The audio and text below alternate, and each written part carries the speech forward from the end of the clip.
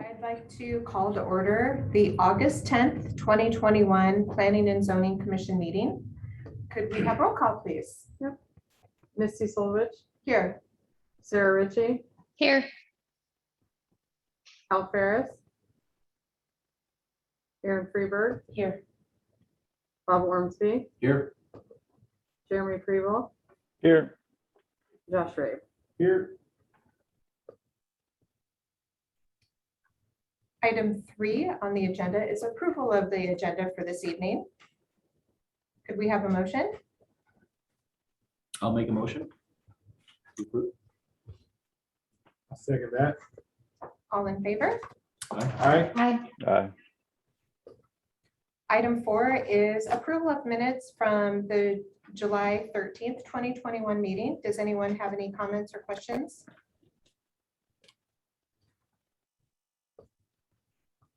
If not, we would entertain a motion. I'll make a motion to approve the minutes. I'll Second. All in favor? Aye. Aye. All right, item 5 is public comments. Now, this would be comments that are not in regards to an agenda item. Did anyone in the audience, which is massive this evening, have any public comments that do not pertain to an agenda item? All right. Does not appear to be the case, so we will move on. So number 6 is old business. Item A, consideration and adoption of provisions outlining golf cart operations within the corporate limits of the city of Indianola. Charlie? Yeah, you'll recall at the last meeting, we had brought this item forward. The city council had asked us to refer this to the planning commission before they considered an ordinance that would possibly allow for golf carts on city streets. Few of the things that the commission asked us to look at was first, why the cities that were chosen on Snyder's review of it only included just a few. I think you'll see in the memo that Emily, our intern, put together. We did a little bit more research to kind of see what other cities in the state do allow, and to find that there are some that do allow for a variety of things. Also want to note, as part of this, when we started talking about this internally and kind of looking at some state code functions, we could realize that snowmobiles is also another thing. So we did include that as part of the research. Through that research, we also did find that we already had an existing code on the books that regulated both ATVs and snowmobiles. So you'll see that code that we also included on there. Now, that code essentially adopted verbatim some state code requirements. So it was a pretty broad code as far as language and allowing them. A few things on that it did allow was that the city should be specifying routes and streets that these are allowed on. Furthermore, on the snowmobiles, chapter 71 of our code does specify streets that snowmobiles are allowed on. We did actually find that in another code section after the memo was published. So just note that as far as snowmobile goes, I think we have a pretty good handle on that in our existing code and the routes that we have for those. On ATVs, we don't have anything that we've adopted to allow for ATV. Well, again, we allow for ATVs, but we have not specified what streets we allow for them on. Other portions I think the commission wanted us to look at was kind of some of the safety concerns that other cities had as far as golf carts go. We did, I think, sent out a survey and we got responses from 6 cities, only one of which allowed for golf carts. And I believe it was North Liberty, which the commission did state that was kind of a like city to the city of Indianola. They've stated in 5 years that they have not had any police reports or any accident reports pertaining to golf carts within their city since they allowed for that. So I think the memo is pretty comprehensive and does include most of the items that the commission was looking for some information on.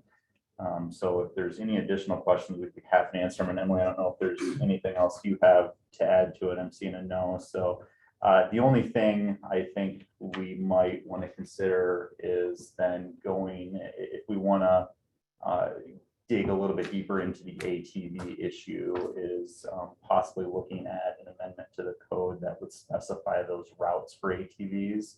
And for simplicity's sake, I would maybe recommend that if the commission is comfortable with the routes that we had for the golf carts, and if you recall, that was allowing them on any street with a speed limit of 35 miles an hour or less, that we just kind of match that for ATVs as well. So you haven't answered any questions or taken input on that before we move it forward, but I'll turn it back over to the commission.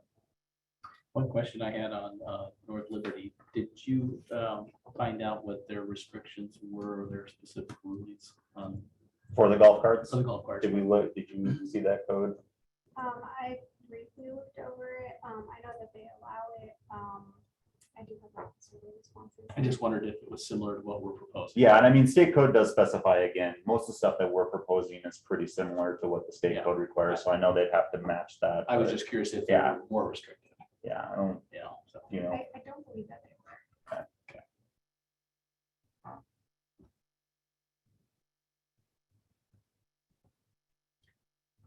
And Charlie, could you help me understand what is our goal in the review? again, the council had asked the commission just to kind of do a once over on this before they considered it, just Just to give our yep, input. give on a what we think the recommendation on, proposal- yeah, the Okay. proposed code, so. Okay. Do we have anyone in the audience that had anything that they wanted to discuss in regards to this item on the agenda?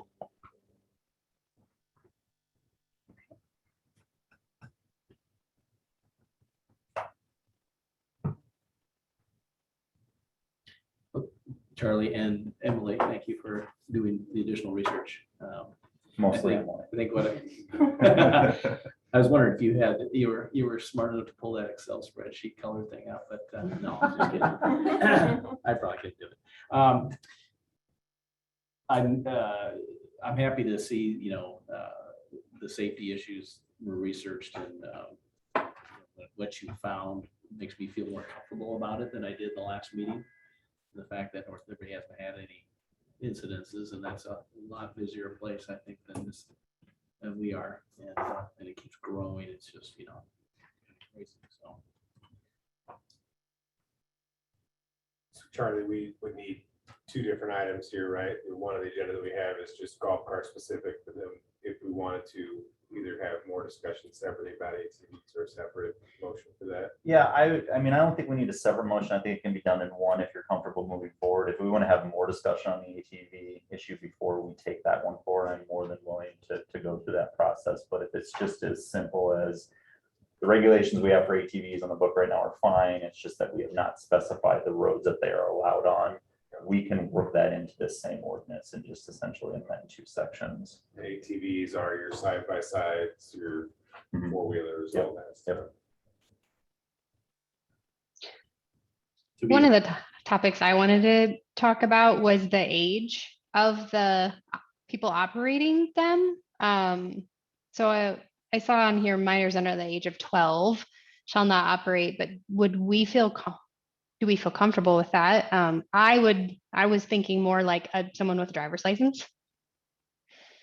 Yeah, I thought that we had put that on there, that on the golf carts, you had to at least have a, Assessing a valid I think we said learner's permit at our last meeting, and I was hoping driver's we could take that a step up to an actual driver's license. I know on a golf course. Driver's license. Yeah. On ATVs, it's set to ATVs, age yeah. 12.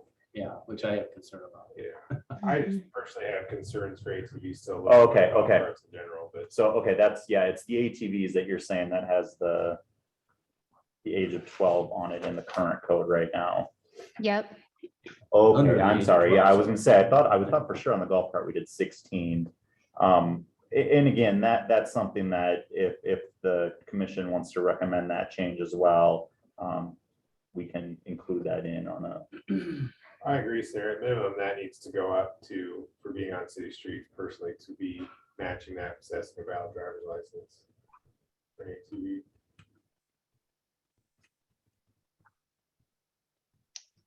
And then forgive me if I'm skipped this, but these all have to be, does this have to be a licensed, registered vehicle, I guess is probably the better term.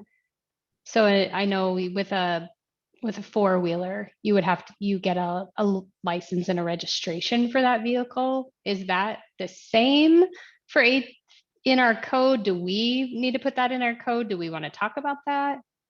And would a golf cart not fit in that because you don't typically license a golf cart? Yeah, on the golf cart, I know there's no state requirement to license those. We did briefly, kind of in the working group that we had initially on this, talk about it at the city level. The issue is with that more of a bookkeeping and staffing problem more than anything on just tracking all of that. And as we talked through it, to what benefit would that be other than possibly just a financial benefit to the city to get some more revenue, which not necessarily is going to do much. I don't think so. We did not from the staff level put it in, but again, if that's something that the commission thinks is appropriate and you want to include that, we can do that as well.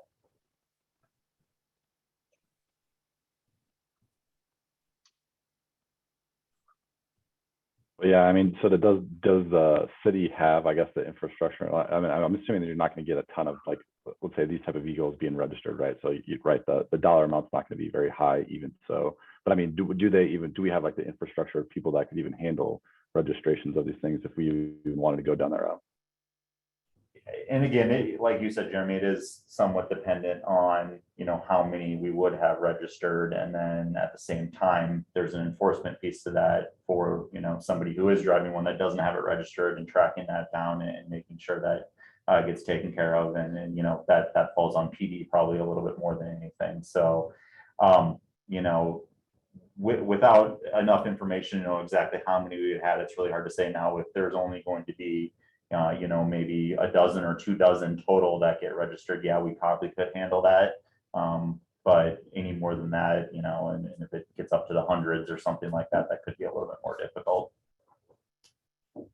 So let's just say in the future, if let's say it does kind of blow up, all of a sudden this turns into Iowa City with mopeds, like you go there now and it's just covered in mopeds, but let's say Indianola is inundated with like ATV type of or golf cart type of vehicles. Everyone kind of goes this route.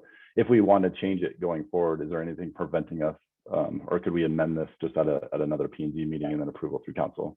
Oh, yeah. Okay.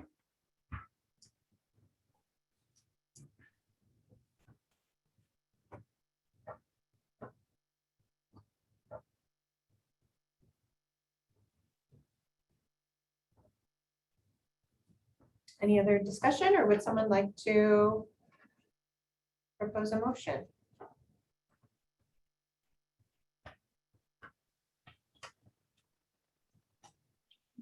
Can we clarify, I know Josh asked a similar question, but are we going to be specific about this is the golf cart decision, what we want to do with golf carts, and then here's anything we want to do with ATVs, separate those, or are we trying to make a motion that would encompass both? I think you can make a motion encompassing both.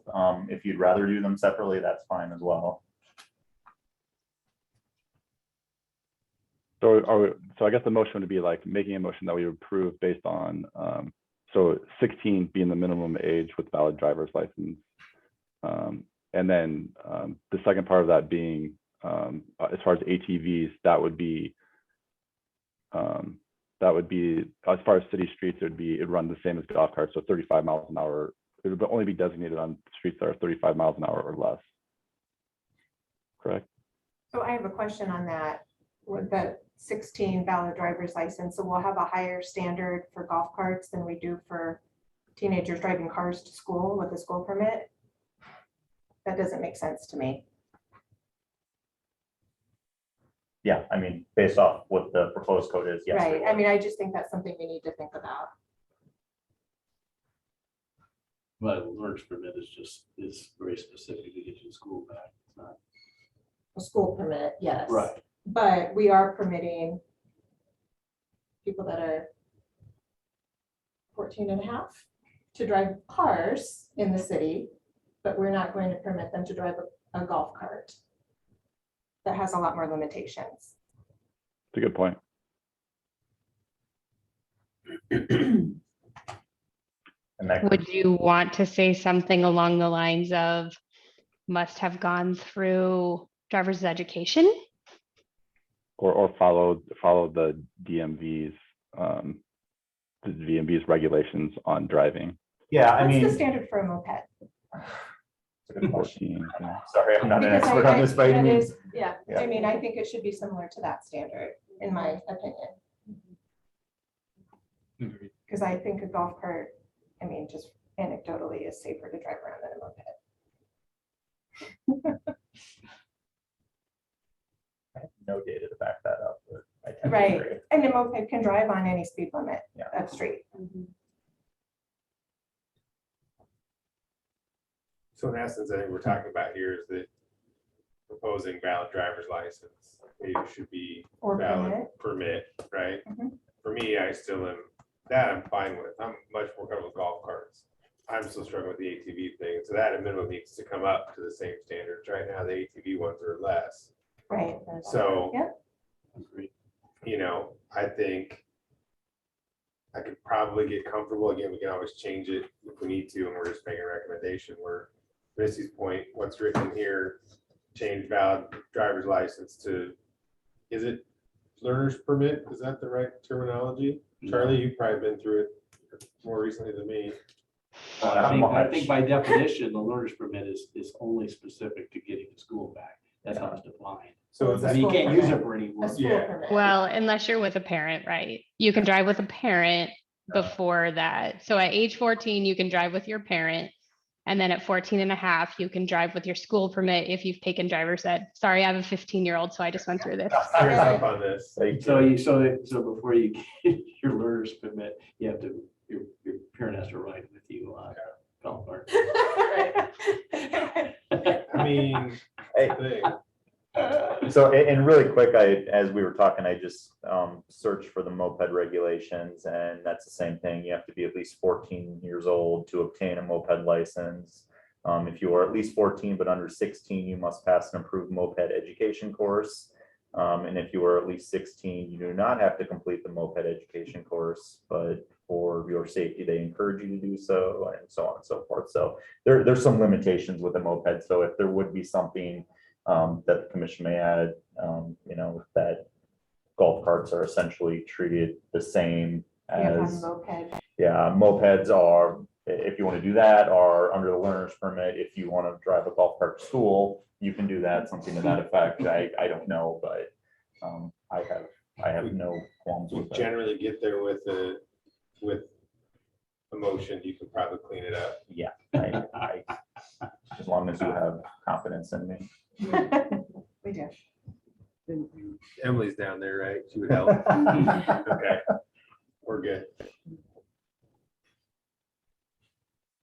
But yes, to go back to the original question, I think we can do it under a comprehensive motion, but if it's easier to split it off for the commission, we can do that as well.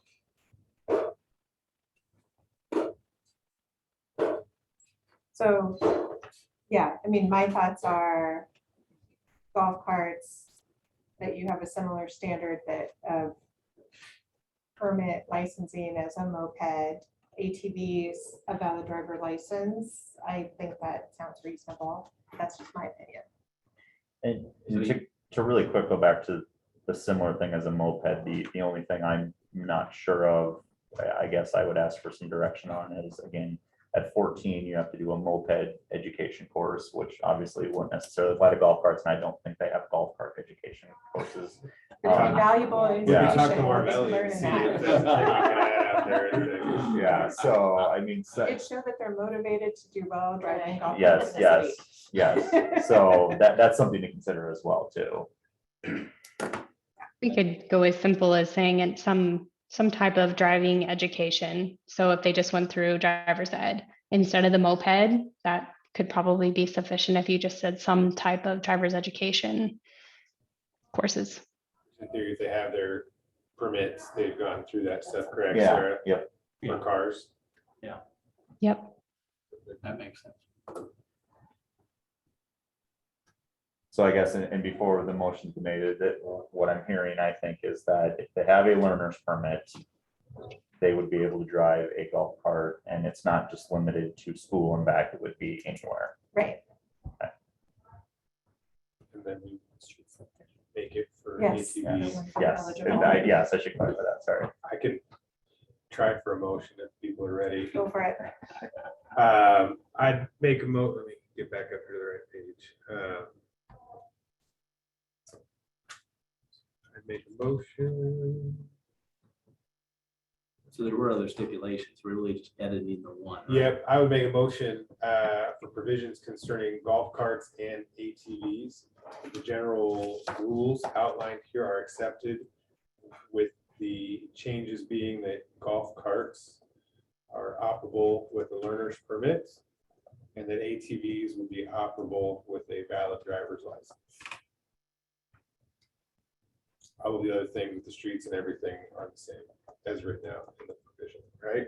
So I believe what Sarah had suggested was a learner's permit and driver's ed. But if you're I thought you had to back get, from that, no, you can get a learner's permit. You have to take driver's ed in order to get a school permit and your license. a school permit, I guess, whichever one has a driver's ed. But a learner's permit requires you to be with a parent, doesn't it? Mm-hmm. Well, to drive in a car, but not a golf cart in Indianola. Well, I mean, that's, So I said learners, I thought that's where you had to have some semblance of education. No, no. a learner's permit, you I'm not pass the the- You're test. younger than. You take it, yep, you take a test and you have to study for it because you do have failures. And you still have a parent with you. Mhm. Back, I guess, sorry. I'm still trying to get to this motion, Charlie. It's turning the longest one in the world. Yeah, I'm a little conflicted too, because I feel like there has to be some education, at least For sure. driving something. So that was- It's not, I if think it's I not said the wrong- education about driving a car, then. I think I just said the wrong word, then I was understanding a different word. So the one you have to have some training to get to is not the learner's permit, it's the school That's just permit. passing Cool. a test. I didn't- Or it sounds like moped. So if you want a moped to ride a moped, it sounds like that's an educational. So that's why I said you could generically say have taken a driver's education course of some sort. Yes. Right now, How would we enforce that? That would be my thing. That would be very difficult for the city to generically say, have taken some sort of driver's education course. And I think that's where, is Further this going to timed out be on something my- that's we're gonna have to worry about a lot of enforcement on? Yeah. I don't know. Yeah, So if you say school permit, though, it's really easy for that, in theory, officer to pull someone over to say, But you can take driver's ed and not get a school permit. That's the, Mhm. so then you have to carry around your valid because there's some driver's people that aren't education. eligible for a school Which permit probably because they is live a- too close to the school. Right, and if you Yeah.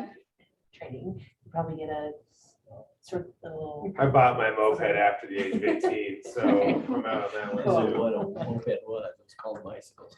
I drove my moped in from 5 miles out of Yeah, town, so the DOT calls it a minor school license. You have to be at least 14 and a half years old. You have to complete an Iowa approved driver education course. You have to hold a valid instruction permit and maintain a clean driving record for at least 6 consecutive months. And live 1 mile or more from the school you are enrolled in. So what'd you call the class?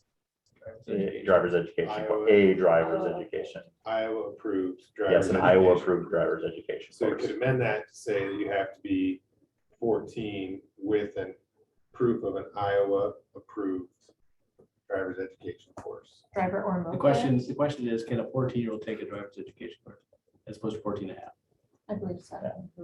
And then I also go back to the enforcement side of that, is if a police officer was to pull over a golf cart, how do you prove that you had? Then it's their responsibility to keep their card or proof, whatever that is.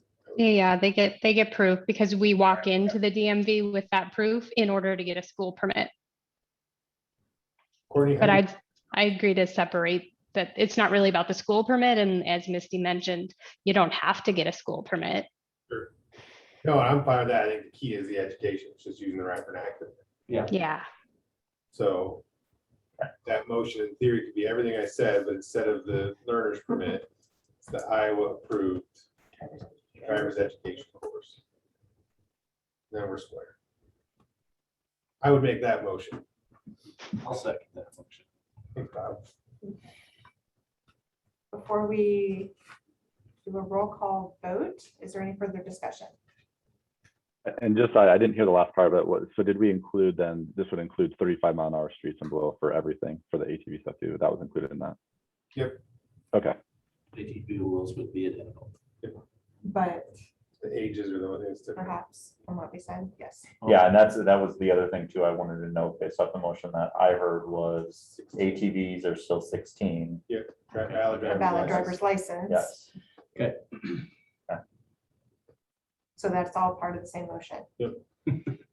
ATVs Got and that, golf Courtney? Got it. I'll just listen to watch the recording like 600. carts. That was- So Courtney, a roll call vote then? Sarah Ritchie, Yes. Aaron Freeberg, Yes. Bob Ormsby, Yes. Jeremy Preble, yes. Josh Rabe, Yes. and Misty Solbush. Yes. Right.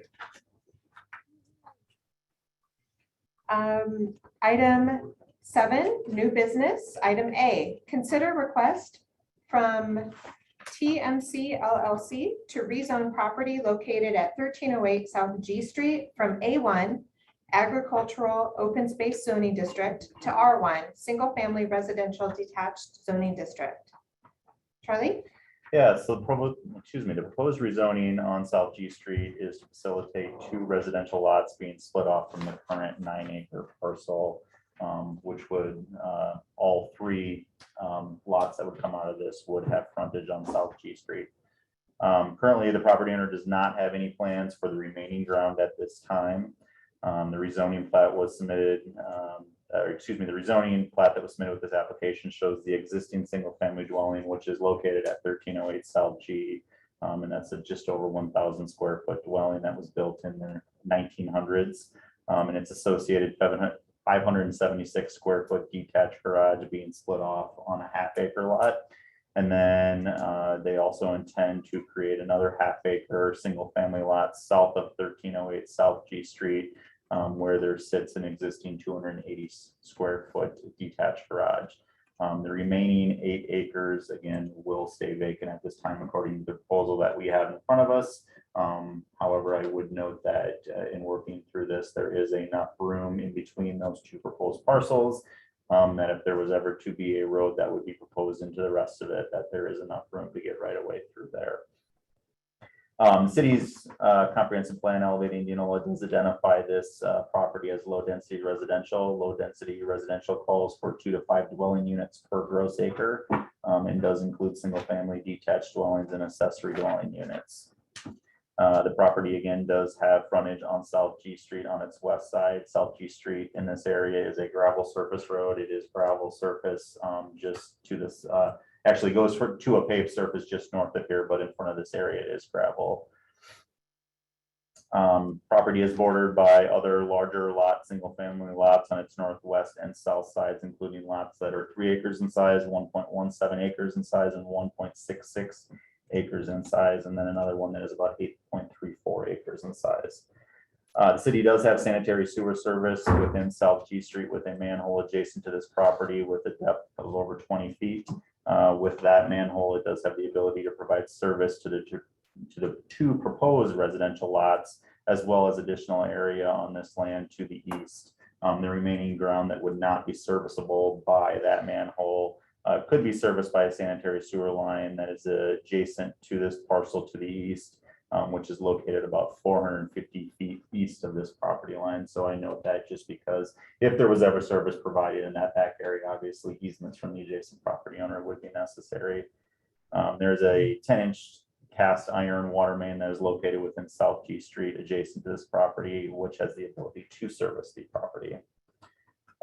Was a notification sign that was placed out on, this has the wrong location on there, but was located on this property. And letters were sent out on July 30th of 2021 to all surrounding property owners within 200 feet. If the rezoning was to be approved, any proposed development and subdivision of the property would be subject to all the subdivision requirements of the city of Indianola, including hearings in front of the Planning Commission and City Council. So with that, staff is recommending alternative 1 to approve the rezoning request as submitted. And if there's any questions of me, I would be happy to answer them.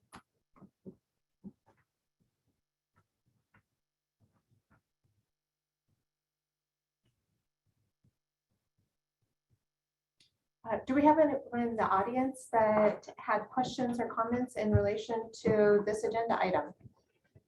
If so, come to the podium and state your name and address, please. Hello, everyone. Thank you for the opportunity to speak. My name is Adam Voigt. I own the property. I own the property at 1304 South G Street. So adjacent to this property, I have a 3-acre property with a house and a separate shop on the property. So I'm just to the north of the subject property here that we're talking about. I would like to request that this group, this commission, consider keeping this property as an A1. Through the comments that Charlie made, I don't know that I necessarily heard a reason why there was a need to have it zoned as an R1 versus an A1. There's several reasons why we would prefer, or I would prefer, that it stay an A1. And I'll go through those here in just a second. Charlie clarified this, I think, in his comments, but I think in the materials, it wasn't clear to me that the intent of the owner is to actually have 2 half-acre lots right along G Street and then have additional lots, at least 1, potentially more, in the back part of this property. So I think the materials just indicated that there would be 1 half-acre lot, and then the rest of it would be another lot. I'm making this request really thinking that I'm not restricting the current owner of this property in any way. I still feel like the owner can do what they want to do with these properties. They still, as an A1 property, can split it out into half-acre lots for the 2 properties on the front end of that. And then lots, separate lots further back. My understanding is the only reason it's being suggested that it be an R1 is that there's currently a limit or a restriction that A1 has to be at least a 15-acre property. And this, of course, wouldn't qualify for that, if that's correct, Charlie. But I would note that there's a whole lot of properties surrounding this, that are all A1 properties that are less than 15-acre lots. So my concern here is that what I'm trying to avoid is having a significant amount of additional density, additional houses that are placed on this property when the rest of us surrounding it are all A1 zone properties, and really purchased our properties for the type of properties that they are, in city limits, have acreages, a little bit of a country feel, but also have the amenities of the city. We have access to the city water, in some cases, city sewer. I don't have city sewer. My neighbor also does not have city sewer. We have septic systems. My understanding is, and I'm not an expert on septic systems and wastewater treatment, but the back part of this property, in order to access the sewage system that's in G Street, would be extremely difficult, and is exactly why I have a septic system and not on the city sewer system. So just to add a few additional things why I'd like to suggest that you keep this an A1. I already mentioned this, but this would create really an island of R1 and be completely surrounded by A1 properties. They're all zoned A1, and so that just looks like it would be odd, and is changing the use of that area in a way that I'm not sure is intended.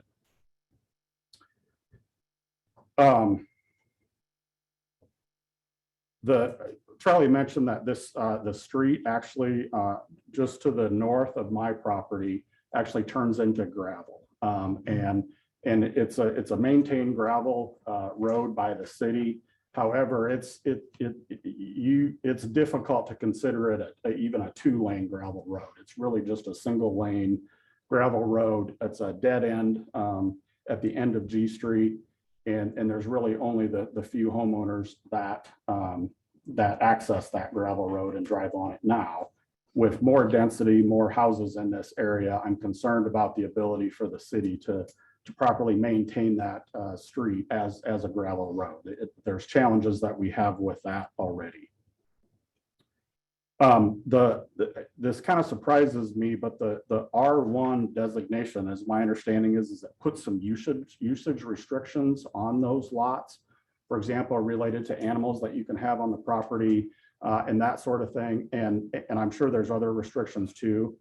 And I'm actually kind of surprised that the owner would want those restrictions. I would think from wanting to sell these properties that a potential owner of these properties would have potentially an interest in having some sort of animals on those properties. None of the houses surrounding it right now do that I'm aware of, but there is the potential there. Another thing I wanted to point out is that just the way this property, the subject property is sloped, all of the property, probably 90% of the property slopes down to the north. So it actually slopes down into my property and then also to my neighbor's property, Chris's property. So I'm concerned if there's a road, if there's multiple houses that get put on this property, how is that going to change all of that drainage that we have worked out and working correctly now? That's all going through my property to Chris's property, or in the back half of it going directly into Chris's property. So I'm concerned about that. And then finally, I'm really concerned about just property values. If there's more density, if it takes away the country feel to these properties that are in this area of town, I'm concerned it will have an impact on my property and how much I would be able to sell it for in the future. So I'll close. I know we have a few others that want to make comments too. Just as a reminder, my request of you is to keep this property as an A1.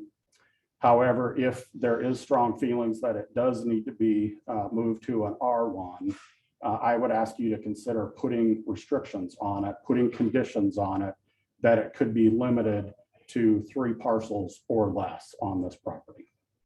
So that would allow the owner to do the 2 properties on G Street, as well as have 1 additional parcel for the back part of this property.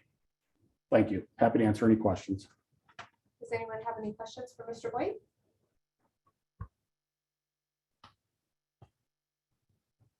Thank you. My name is Chris Desplink at 1214 South G Street. I also want to speak in opposition to changing the zoning for a lot of the same reasons Adam mentioned. I think the owner of this property can, based upon my understanding of his intended use and intended purpose of plotting those off, A1 provides for exceptions to that 15 acre limitation. And so in addition, again, to what Adam said, I do have a concern that, I bought my property surrounded entirely by A1. Having a section or a contiguous section that touches that, my big concern is that the 300 foot, there is a 300 foot limitation on, livestock, poultry, that does encroach into my property and takes my current ability to have animals, in any position and subtracts 300 feet from that. So, again, market value in the future, my property is desirable for somebody that would want horses or chickens or something or other like that. Putting a A1 parcel adjacent to that would add a 300 foot restriction and would further limit the usage of my property as it currently sits. Again, so, in A1, no such 300 foot restriction exists or 300 foot imposition into the restriction of the usage of my property would exist. And so, again, everything can be accomplished through planning and zoning exceptions of that 15 acre parcel, leaving an A1 without putting impositions or restricting usage of the current properties as it sits. Thank you. Anyone have any comments or questions for this gentleman? Anyone else in the audience?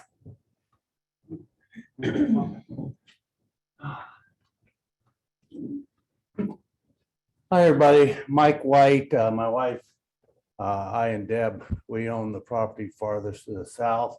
I thought it was 8.84 acres. I just lost about a half an acre there. I have to look at that again. Excuse me, but I appreciate being able to speak on this subject. My wife and I bought our property 2020. It was a Christmas tree farm that I renovated. And we were actively selling Christmas trees up till about 5-6 years ago. I still sell some Christmas trees. I give a lot of Christmas trees away, and I sell a lot of greenery. I'm transferring it over into a wildlife area. I've been working on this for 8 years. I have over 50 different types of trees planted out there, and I've also had honeybees since 2020, sell honey. So I have been using my property for agricultural uses. And I like the atmosphere of living in an agricultural area. I have one house that can be considered residential next to me, and it doesn't work very well. It's a lot of trash, a lot of noise. It's my quality of life has been diminished because of it. So I guess my point would be this, is that I like the ag zoning the way it is. Okay. I do believe that it may lower my property values back there because it is a quiet area to live in. We don't have much traffic.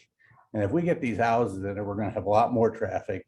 And everybody that misses the drive will be turning around in my drive constantly because I'm about 1/8 of a mile just south. And every time they miss your drive, they're going to be constantly turning in my drive. So quality of life is an issue. And I believe it may impact my property values. And I would like to keep this as a A1, the way it was before. Okay, thank you very much. Anyone have any questions or comments for Mr. White? Thank you.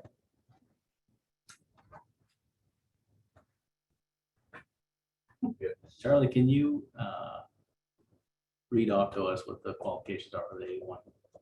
I heard the 15,000 square feet or the 15 acre. 15 acre minimum, yeah. So you're just looking for the minimum acreage? Yeah, so So, yeah, and that was, yeah, the previous zoning code, I think commission's aware, we just recently had the new zoning regulations adopted here a couple weeks ago. But old one had a 15 acre minimum, and I was trying to look here. I didn't know if there was any exceptions to it because honestly, I haven't really dealt with too many A1 zone properties. New zoning code carried over the 15 acre, but there's no exceptions to that would allow for anything smaller. So really the A1 in the new zoning code, what it's meant to do is, keep ground that's more kind of reserved for future growth. So when you annex, for example, one of the changes that was made in the new code is when property is annexed in the city, it's automatically given an A1 designation. That way, then we're reviewing proposals as they come through with the zoning. So it's meant to kind of be more of a reserved zoning district, or in some cases, just meant to do exactly what it says in the agriculture. So, Charlie, do you mind if I ask a question? Is that okay? So if it's zoned A1, can it just come back through this commission if there's a desire to split it into multiple parcels, which would be the same that would have to happen, is my understanding, as an R1? but approving so would go against the zoning because the zoning says you have to have 15 acre minimum. It would be an exception. I get that. And my point is there's already all kinds of exceptions over there because I'm 3 acres. Chris has 2 lots, one of which is less than 15. Mike's less than 15. It's keeping it consistent with what's already in the area is our point. My assumption is, and I don't know how far back the history of these lots goes, but from what you're saying, Charlie, there could have been multiple lots parceled that when they were annexed into the city, because they weren't conform, that they were named A1 because they were A1 within the county. And Yeah. with that situation, Well, 'cause so it's not being created, it already existed. So there was, and I'm looking through the special requirements in the old zoning code, and again, worth noting, this was not carried over, but it Right. says if the building official does not approve an application for a building permit as presented and the applicant is unable or unwilling to meet the requirements of the A1 zoning district, relative to minimum lot area and width, the applicant shall have the option of submitting the application to the Planning and Zoning Commission and Council for their review. The commission and council shall give consideration to the following before making their respective recommendations, decisions, and there's then a list of criteria on there. So that wasn't carried over into the new zoning code. In my opinion, that's more of a variance. Variances should be handled by the Board of Adjustment, so I'm not even sure that particular regulation really would have held much mustard in a legal review, but again, that's and that's also an option that the applicant in this case would be applying for a variance, the minimum lot size for the two that they're doing. But typically you start with the zoning, and again, the underlying comp plan is how you make the zoning decision. Comp plan does call it for low density residential, which the R1 does meet. So that's where we started with this application with the applicant. So that's my question, Charlie. R1 falls in line with our comp plan, our future land use. But right, it's all stuff that's forecast in the future. This would be more spot zoning. Is this how that works though, right? At some point you have to, there's a potential, we try to avoid spot zoning as a rule, but. Yeah, so Is it spot zoning or just the progression? That's what I'm trying to like. So spot zoning is almost like a two-part test. Spot zoning, first of all, you look, okay, what is the surrounding area on there? And is that creating an island of zoning? The other one is then you plan the comp plan as well. If a comp plan does plan for it as residential, like you said, it's kind of a first step to an overall development of an area. Sure. So in this case, first of all, there is an adjacent, well, it's not adjacent, but kind of kitty corner on the northeast side, there is a residential piece, and there is other residentially zoned properties in R1 just to the northwest of here as well. So, yeah. I have the map pulled up, and it would be the one yellow in the green, except for the orange that it's touching, which is R2. But you also have quite a bit of R1, pretty close all around it. And so, yeah, if we were trying to put commercial here, that would be spot zoning. Yes, that would be. But because we're trying to add, we're acting in harmony with the comp plan and the future land use, it is not considered spot zoning, even if it kind of looks like it at first glance. Yeah, and spot zoning, this is, I remember this from school, kind of the first thing they ever said was, spot zoning is, I'm in the middle of a residential neighborhood and I want to have a home business that doesn't meet home business regulations. I want to rezone it to commercial so I can have that. You have this commercial zoning on one parcel surrounded by residential. That's more of an example. It doesn't meet the underlying comp plan.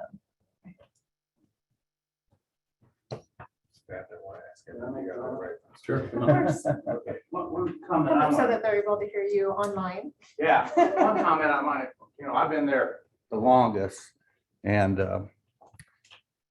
that gravel road, there's only 4 houses on that little gravel road. You start putting more houses on there, and I know what you're gonna be asked to do. You're gonna have to pave that thing. And the way it is now, the city pays for that, correct? Yeah. So if you go residential, you're gonna be putting a paved road in, I can guarantee you. And that's something as we talked through with the applicant, because when I first met with the applicant, it was, looking at this whole parcel and kind of what they wanted to do. And of course, future plans for it and what you could possibly do with it did come up. And I think they just wanted to, first get these 2 lots split off. Really no intention unless they're just holding that piece of ground for now. And if somehow a development takes off on adjacent parcels, maybe someday they could look at this one as well too.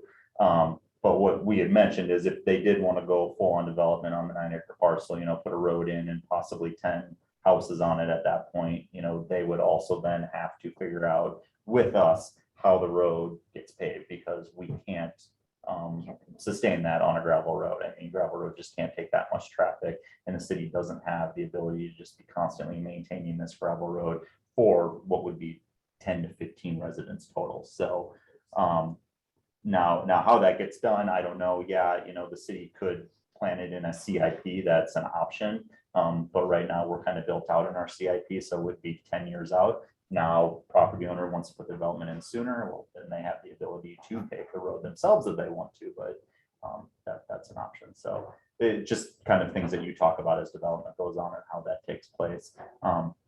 No, I do go back to this area and I agree with what the residents are saying is, it's more of a rural area in nature. So most likely it's probably not going to be anything that we add to a CIP anytime soon, just because the potential down here doesn't really lend itself. You want to be There's looking. not enough people that would benefit. Yeah, from it. yeah, you want to be looking at many more lots that are going to be coming out of that are essentially in the long run going to help pay for the improvement that we put in, and that's probably not going to happen down there. So Charlie, just to confirm the gravel, does the gravel start south of the West 12th Avenue corner?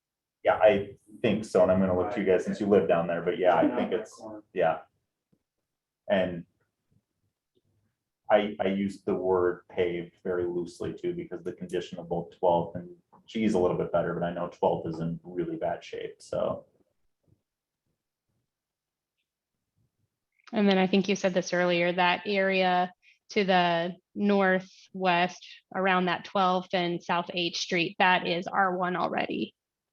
Yeah, it's right there on the corner of 12th and G. If you start at kind of the northwest corner there, going up into the Highway 92 area, a lot of that is zoned R1. There is a little bit of A1 along South K, but for the most part, that is either R1 or R2 zoning. I don't suppose you did this, but if you were to look at the surrounding properties around that general area, I'm just curious to know what the average acreage is. I didn't, but something that I can't easily do from here, but it's Quite a mix. It looks like there's 3 closest that are under 2. There's quite a few big chunks as well. I mean, there's some big potential development pieces still there. And depending on how far of a buffer you essentially did on this, essentially you could be getting into the Deer Creek area as well too, and it's going to give you a little bit smaller lot sizes. So I could add some if you want. I have a guy that. Yeah, so Tim, if you'd like to step up and give your name and address and any comments? I'm Tim McConnell. I am representing TeaMc. It's a partner of mine and I that own it. If I had known this was going to be an issue, I would have showed up. I really just thought, it's a lot in Indianola and residential kind of makes sense. I didn't know we wanted agriculture, but that's okay. I understand. And I can understand their concerns. Basically, what we're going to do with it is we're dividing those 2 off. We're selling 2 lots, and then we'll figure out what we're doing with the rest of it, which we have to come back to you to ask for. So I really didn't think it was an issue, and I would have talked to you. You guys could call me anytime, but so that's, the proposal is 2 residential lots and then access to the back end. I didn't realize that somebody wouldn't like that idea. There's a house already there. There's a barn already there. So that I just ran up because I was listening. I thought, oh, I just figured it'd be a kind of a read it through and whatever. But anyway, yeah, if there's any questions on what the thoughts are, I can't imagine I'm not using it any different than any of them they are. It's 9 acres. It's going to have 2 houses sitting on it rather than 1 possibly, but right next to it is a 3 acre. Anyway, and there's residential right up the corner, and that really isn't a paved road. It's a hot tar over gravel at that corner, and it's not paved with curbs on it it's about 3 blocks, isn't it? That way. Yeah. So yeah, just to convert. Any questions you have, you can ask me. I'll sit down. Just for fun. Yeah, I definitely understand the concerns of the people that are nearby with the unknown of like what could potentially happen, being a fear. I guess I also understand the only way you can sell off 2 lots is because it is with doing the zoning to R1. Really, the remaining land, it would be quite costly to develop. To me, just, I guess with my limited knowledge, it would be quite costly and not economically feasible to do anything that would be any sort of what we think of a traditional density of R1 within the city for it to make any sense whatsoever. I watched them put it in that sewer. That sewer is really deep. I'd almost argue it's deeper than 20 feet. But all the it's other things that 25. would need to be done for the number of Sure. lots that are there. I'm saying, you could take a sewer almost clear, almost all the way to the east and that property is probably great. No, I hear what you're saying, Misty, and I agree that there are challenges with the topography in the area that Right. would be cost prohibitive to throwing 15 lots in there. Right, You're gonna have a hard time likely gathering that density in a way that is cost effective to a developer. Which by the time you move utilities around and dirt around and all that stuff. The fact of the matter is, the proposal is for 2. It's not for anything to do with what you're talking about. I hear you. and I That's think, all and I'm I think saying. their concern is that with the rezoning would open the door to someone proposing it. And it would go through, it would still have to go through planning and zoning. There'd still be the opportunity for people to give feedback. Tim, say that again. The house is there. The house is there. It's on a half acre. So you're gonna put 2 more houses on it. Or, no, the proposal says there are 2 more lots. To survey off the house as a half acre and to survey off the other corner of the property next to that slum that is next to you. Yep. 2 surveyed lots off, and then the center part just gives us access to the back end. That is the proposal, those 2 surveyed off lots, change it to residential, which the county already has a residential, just so you know. But the point is, that's the proposal, has nothing to do with it. What all No you're talking development's about. being proposed. Can we Well, I clarify don't think things? we're though? arguing with that. It's what else could be done in the future. And it has That's to what come we're back to this concerned board to get that done. The And proposal we'd isn't, be hasn't able to anything get to do with get that. your feedback, for From sure. a legal standpoint on the way we define R1, if those 2 lots become R1, does that necessitate that the other lot has to be R1 because it's less than 15 acres? No, you're talking from so your thought is just rezone those 2 lots to R1, keep the rest of the balance A1. Yes. Yeah, again, you could definitely do that if you want to do. It just would take legal description so we can figure out exactly what those areas are. And as we talked with the applicant on this one, to me, it just made more sense to do the entire parcel at this time. Just because again, the underlying comp plan does call for low density residential. Yeah, I don't know if maybe Tim has some different ideas, but it sounded like you just want to get 2 lots split so you have access to that lot. Sure, from what I understand, Charlie, you can't have animals on that anyway, can you? As it is right now, A1, yeah, you can. No. Yeah. But you couldn't on a half acre lot. No, as long as it's zoned A1, you can have. Really. Yep. So A1 is, But in the county, you can't. I have no idea on that one. Yeah. So you want agriculture in the city? I'm just asking, I just figured residential is what you're trying to put in the city. I don't know. And, yeah, okay. Well, I think, like I said, it's the concerns of the unknown of what kind of density could be there. To me, even as R1, having something that echoes the rural feeling would be the highest and best use of any sort of development that's done. But I'm not the owner, so I would have no control of that. But the Planning and Zoning Commission would have a say in any proposals for development, and we could get feedback at that time if the neighboring residents had issues with it. You know, I wanted to address there's specifically one case in the A1 that immediately following or being adjacent to a R1 district puts a 300-foot buffer zone. And so, you know, You're again, talking on the animals? yes. That wasn't, yeah, that rule was not carried over into the new zoning code. So So it's not. A1 up to the property. Yep. That's helpful.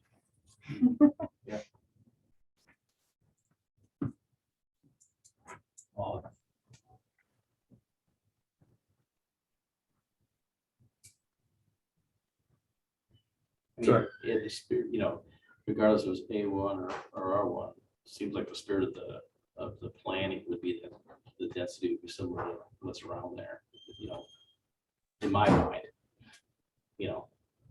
Meaning I don't see 16 units going on that lot.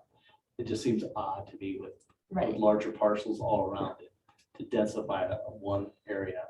Well, and again, in 10 years, 20 years, the lots to the west of this one, those big chunks might sell. There might be, the whole thing could look different. Who knows? We're doing our best to follow the plan that we've laid out with a request that the owner has made. You know, from my perspective, I hear what you guys are saying and I respect that. But there's stuff in place to protect and guide this type of zoning and development. And right now, we're within the comp plan. We're very close to the city. We're within the future land use, and it's a fairly simple request from the owner for this. And again, to the other points, anything else that goes in there has to come right back with the new zoning code and everything we put in place to do that. So I guess for me, I just don't want to lose sight of that what we're here for. And I get it. It's hard to do a crystal ball for 10 years in the future. It could all look way different. You know, I know there's been several other chunks of ground around there that people are looking at and putting developments on. There's one right around the corner that's been for sale 3 different times, and there's builders looking at it right now that, you know, I've seen concepts of anywhere from 10 to I think 22 lots on it, you know, and so who knows? That's been like that for 5-6 years. You know, it's hard to say, but for right now, I look at the request in front of me and that's where I'm just at, I guess.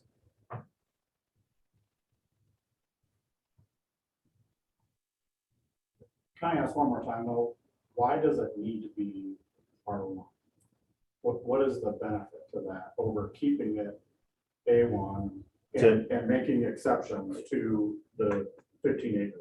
The exceptions that were in the old zoning code are not in this zoning code. So the only exception you would have to that would be to go through a variance process with the Board of Adjustment. And why can't we do that? It's a possibility. Typically, that to me will allow Tim to do exactly what he wants to do. yeah, and if the Board of Adjustment approved it, definitely. Board of Adjustment, you have to start proving hardship and all of that stuff onto why you can't do it. And one of the arguments the Board of Adjustment in turn can make is the underlying comp plan calls for this as low density residential. Why are we approving a variance when it seemed like a rezoning would be the most appropriate method to go? And I get the comp plan, but Chris isn't leaving. I'm not leaving. The comp plan, I think, actually shows his property as a city-owned park. Yeah. Which isn't gonna happen. So I think we have to think about the what's there now and not wanting to change that and getting too far ahead of what that comp plan shows. Because that's inconsistent with what the area is now. Well, it's inconsistent with the next door neighbor, but 2 houses down, it's not. There's residential right across. My point is, you're in the city. You're arguing a moot point. We're not gonna put 40 houses in there. That's not the proposal, is all I'm saying. If I lived next door, I wouldn't be worried about it, but I evidently, you know, I get it. You're in a really beautiful area and you're wanting to preserve that. Like, we understand that. I think that he has a proposal that's within what we've agreed as a city is the plan. And you know, it's a balance of looking at what we've said is what our plan is and being respectful of what the wishes of the citizens are as well. And that's where that second step of if anything else happened, it's subject to going through this process again. That's the protection that our citizens have in place.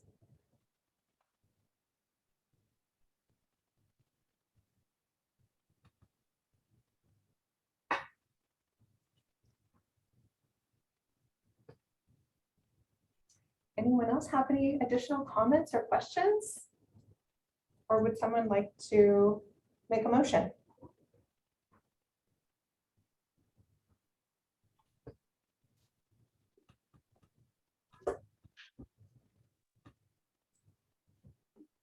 This is Jeremy. I'll make a motion to approve the zoning request as submitted. I'll second that. Before we roll call vote, do we have any other comments or questions? Courtney? Karen Freeberg, Yes. Bob Wamsey, Yes. Jeremy Krebel, Yes. Josh Rabe, Yes. Misty Solowich, Yes. Sarah Ritchie. Yes.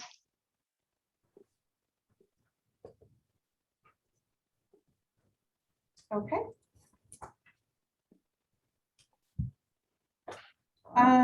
Item 8, comments. Item 8A, the July building permit report. Yeah, quick on the July building permit report. A pretty normal case, I would say, for July. Did want to note on this permit report, we did make one change that we have not had in the past, and that is to add a number of units that are putting on there, and that is in response to the multifamily development at Williams Terrace. We just wanted to reflect that although one building permit was issued for that project, it is for 50 units. So there's that. And then as far as numbers on the year, on pace, maybe a tad behind where we're at last year. But I would note that the overall valuation of permits, we have just about matched where we were at last year, this year now at this point. So that's just with some more commercial development that we're getting in and some higher priced valuations that are coming down. So that's helpful. It's pretty impressive given what material pricing has been doing this year. Yes. You know, like, it's changed the landscape quite a bit. So that's awesome, Charlie. And then on the, I'll just jump right into the current projects as well. Any questions on that? I would note just today, actually, we received another preliminary plat for a subdivision, another addition to Heritage Hills. So Planning Commission, most likely, if we can get through a quick review from the staff level, we'll be reviewing that at your next meeting. All right. Call for a motion to adjourn. I'll make that motion. I'll second. All in favor? Aye. Okay. Hi. Thank you, everyone. Thanks, everyone. Thanks. Have a good night.